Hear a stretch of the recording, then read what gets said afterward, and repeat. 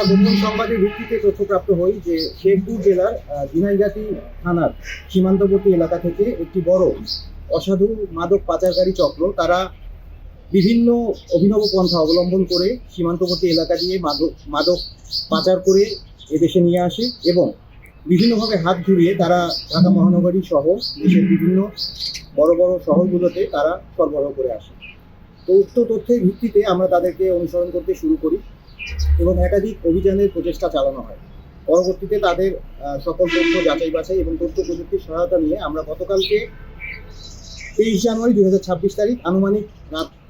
8:30টার দিকে শেরপুর জেলার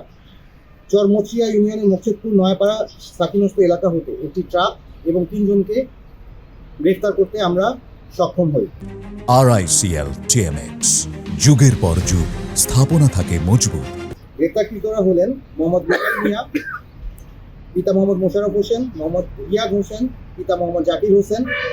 মোহাম্মদ নুরুল আমিন, পিতা মোহাম্মদ আব্দুল কুদ্দুস, যাদের সবার স্থায়ী ঠিকানা ঝিনাইগাতি থানা রোড, থানা ঝিনাইগাতি, জেলা শেরপুর। পরবর্তীতে নিরপেক্ষ সাক্ষীদের উপস্থিতিতে উক্ত ট্রাক থেকে আমরা 50 বস্তা বিদেশি মদ জব্দ করতে সক্ষম হই, যেখানে 1301 বোতল